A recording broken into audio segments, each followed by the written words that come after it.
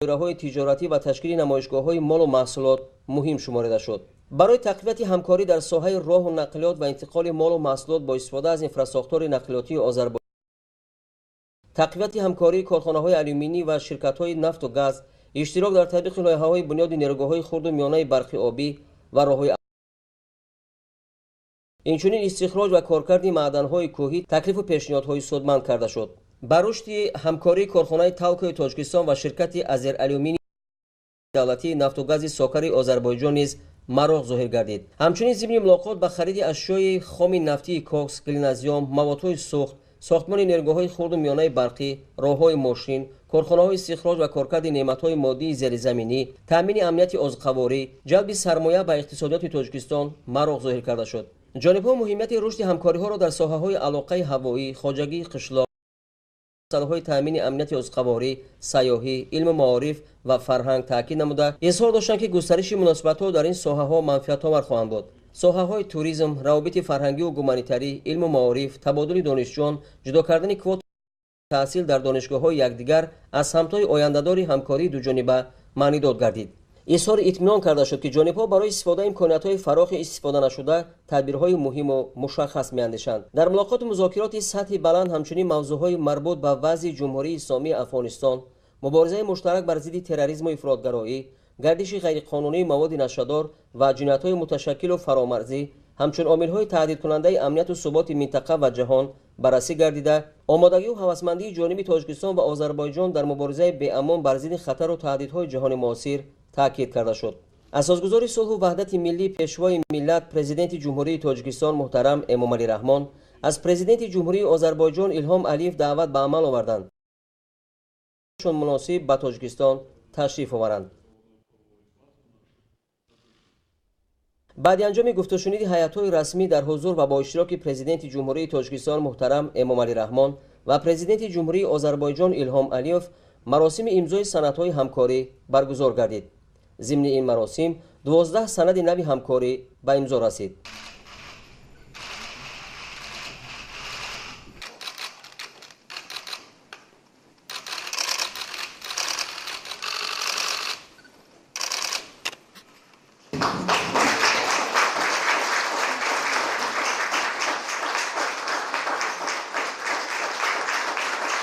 изҳороти муштараки президенти ҷумҳурии Тоҷикистон ва президенти ҷумҳурии Озарбойҷон қабул гардида, ёддошти тафоҳум оид ба ҳамкорӣ миёни Кумитаи давлатии сармоягузорӣ ва идораи амвори давлатии ҷумҳурии Тоҷикистон ва бунёди содирот ва сармоягузорӣ аз промо, ёддошти тафоҳум байни корхонаи воҳиди давлатии ширкати алюминии тоҷик Талко ва корпоратсияи саноатии Озарбойҷон, ёддошти тафоҳум дар бораи ҳамкорӣ байни Кумитаи телевизион ва радиои назди ҳукумати Тоҷикистон ва ҷамъияти саҳомии шакли пӯшидаи телевизион ва радиошунавонии Озарбойҷон, ёддошти тафоҳум оид ба таҳвили кокси нафтӣ байни корхонаи воҳиди давлатии ширкати алюминии тоҷик Талко ва ширкати нафтии давлатии ҷумҳурии Озарбойҷон Сокар, содишнома байни Кумитаи давлатии амнияти миллии ҷумҳурии Тоҷикистон ва хадамоти давлатии сарҳади ҷумҳурии Озарбойҷон оид ба таҳсили низомиёни қушунҳои сарҳадии Кумитаи давлатии амнияти миллии ҷумҳурии Тоҷикистон хадамоти давлатии сарҳади ҷумҳурии Озарбойҷон, содишнома байни ҳукумати ҷумҳурии Тоҷикистон ва ҳукумати ҷумҳурии Озарбойҷон оид ба ҳамкорӣ дар соҳаи байторӣ, прати маорифи ҷумҳурии Озарбойҷон, катураи муҳтарам Эмомалӣ Раҳмон ва Илҳом Алиев барои намояндагони воситаҳои ахбори умум нишасти матбуотӣ ороста аз натиҷаҳои мулоқоту музокироти расмӣ изҳори қаноатмандӣ карданд. Уважаемый господин президент, уважаемые гости, дорогие друзья, Эмомалӣ Шарифович, еще раз от всей души приветствую вас в Азербайджане. Визит президента Таджикистана в Азербайджан – важное событие в двусторонних отношениях наших стран. Мы часто встречаемся и в Таджикистане, и в Азербайджане. Контакты носят регулярный характер. Также в рамках международных мероприятий всегда находим время пообщаться, обсудить важные вопросы. Но, конечно, официальный визит – это совсем другой формат, совсем другой уровень обсуждения и решения вопросов. Хотел бы в первую очередь отметить, что мы очень пристально следим за успешным развитием Таджикистана под руководством президента Эмомалӣ Шарифовича Рахмона. Таджикистан успешно решает вопросы социально-экономического развития, растет международный авторитет вашей страны.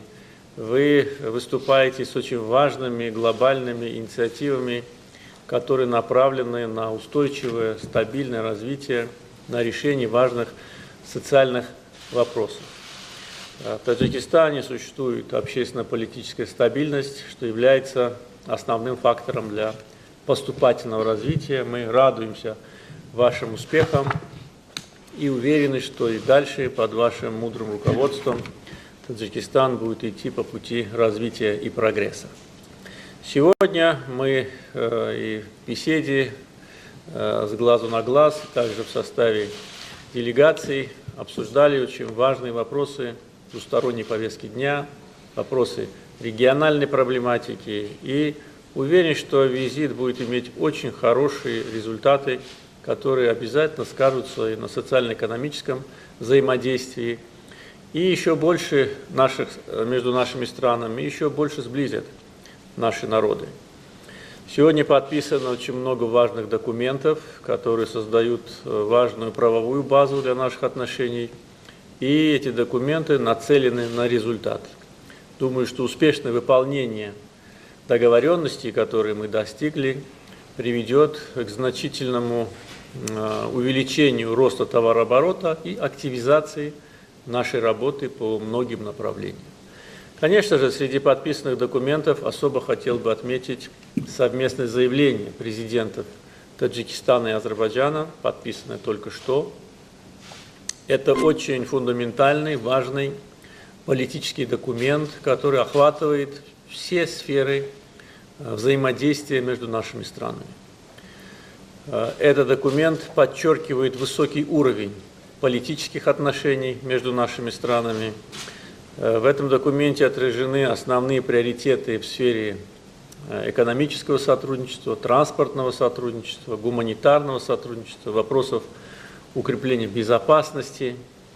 Также в документе отражены важные вопросы, которые беспокоят наши страны.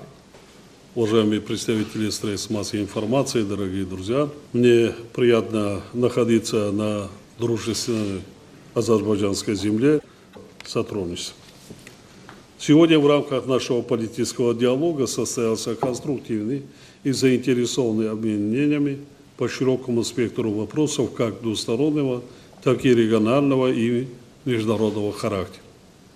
Мы с Ильхамом Гейдаровичем сошлись во мнении относительно важности более полного использования существующих возможностей для тесного сотрудничества по всем направлениям, о чем только что Иван Гейдарович проинформировал вас. Центром внимания были вопросы увеличения товарооборота между нашими странами и расширения спектра нашего сотрудничества в различных секторах экономики. В этом плане мы отметили важную роль совместной межправительственной комиссии по торгово-экономическому сотрудничеству как механизма межгосударственного взаимодействия двух стран. Были едины в том, что четкое выполнение достигнутых в рамках комиссии договоренностей и реализации подписанных межгосударственных документов является фактором дальнейшего развития наших торгово-экономических отношений. Считаем, что сегодняшние договоренности будут способствовать развитию долгосрочных форм сотрудничества в таких базовых секторах экономики, как промышленность, энергетика, транспорт, аграрный сектор и туризм. Было выражено мнение, что увеличение двустороннего товарной номенклатуры и двустороннее сотрудничество во всех направлениях, представляющих взаимный интерес. В ходе настоящего визита мы продолжили работу по укреплению правовой базы двустороннего сотрудничества. Документы, которые мы подписали сегодня по итогам переговоров, востребованы временем и охватывают все ключевые сферы сотрудничества. В ходе переговоров, прошедших в традиционной атмосфере взаимопонимания, мы также обсудили перспективы нашего взаимодействия в рамках ООН, ОБСЕ, СНГ, Организации экономического сотрудничества, Организации исламского сотрудничества и других международных и региональных объединений. Мы обсудили афганскую проблематику, по которой наши страны исходят из общих позиций, Мы подтвердили свою приверженность целям возрождения мира и стабильности в Афганистане. Также высказали за дальнейшее развитие сотрудничества в борьбе с международным.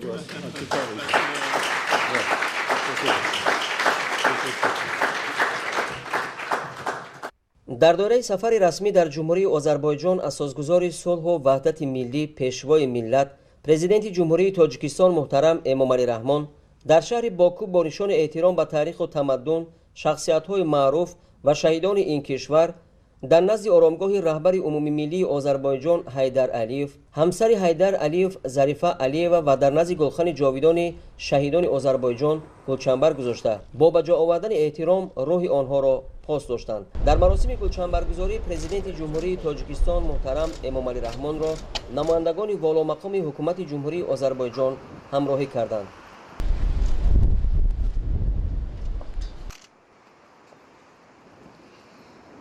2018 дар доираи сафари расмӣ дар ҷумҳурии озарбойҷон асосгузори сулҳу ваҳдати миллӣ пешвои миллат президенти ҷумҳурии тоҷикистон муҳтарам эмомалӣ раҳмон бо раиси маҷлиси миллии маҷлиси ҷумҳурии озарбойҷон октай асадов мулоқот карданд. дар ҷараёни мулоқот масъалаҳои муҳими ҳамкории ду кишвар баррасӣ гардид. президенти мамлакат муҳтарам эмомалӣ раҳмон аз рушди робитаҳои байнипарлумонии тоҷикистон озарбойҷон дар доираи фаъолияти гурӯҳи дӯстии байнипарлумонӣ изҳори қаноатмандӣ карданд.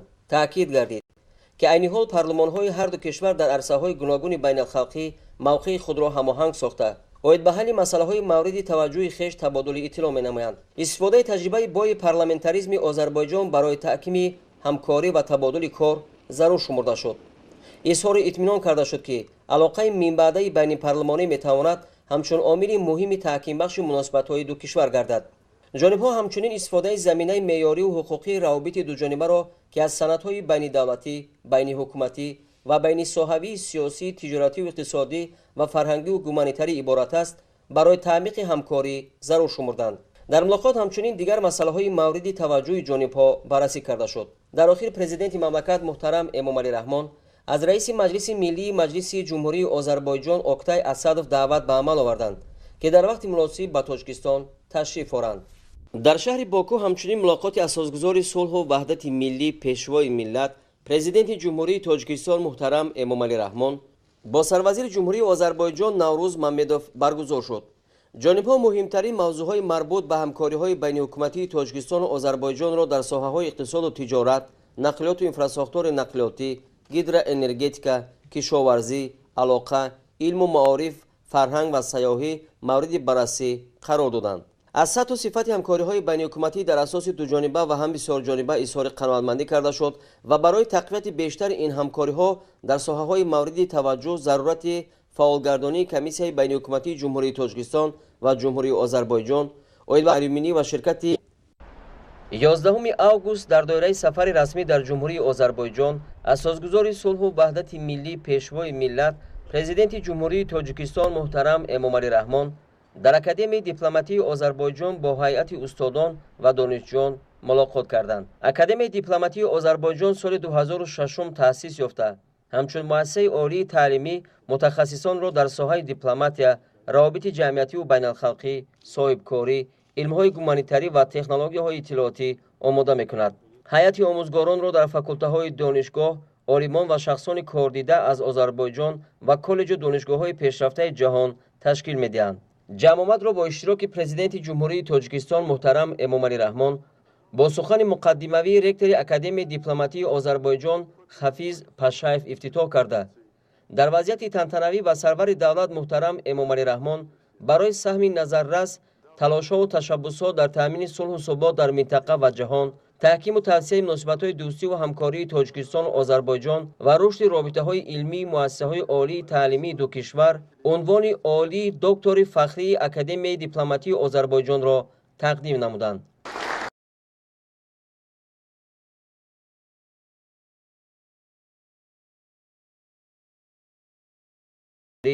оқибатҳои фоҷиабори ҷанги шаҳрвандӣ, хисороти ҷонию молӣ, гурезагони иҷборӣ, талошҳои роҳбарияти давлату ҳукумат барои таъмини сулҳу субот, ҷонибдории шаҳрвандон аз сиёсати ояндасози сарвари давлат, барқарор кардани сохти конститутсионӣ, таҷрибаи сулҳофарии тоҷикон, рушду тараққиёти бахшҳои гуногуни кишвар, болоравии нишондиҳандаҳои иқтисодӣ, сиёсати хориҷии ҷумҳурӣ, афзоиши нуфузи Тоҷикистон дар арсаи олам, робитаҳои дуҷониба бо кишварҳои хориҷ, бахусус бо ҷумҳурии Озарбойҷон бо таҳлилҳои амиқ андешаронӣ карданд. таъкид гардид ки ҷанги таҳмилии шаҳрвандӣ бо монеаҳои зиёд боиси қафоравии иқтисодиёти кишвар ва фалаҷ гардидани шохаҳои давлатдорӣ шуд. ҷанги бемаънии шаҳрвандӣ хисороти зиёд ба бор овард. президенти мамлакат муҳтарам Эмомалӣ Раҳмон халқи тамаддунофари тоҷикро қаҳрамони сулҳу ваҳдат хонда, таъкид доштанд ки маҳз ҷонибдории шаҳрвандон аз сиёсати пешгирифтаи роҳбарияти давлату ҳукумат буд ки мардум ба рӯзи пур аз саодат расиданд. дар як муддати хеле кӯтоҳи таърих оташи ҷанги шаҳрвандӣ хомӯш гардида, гурезаҳо ба ватан баргаштанд.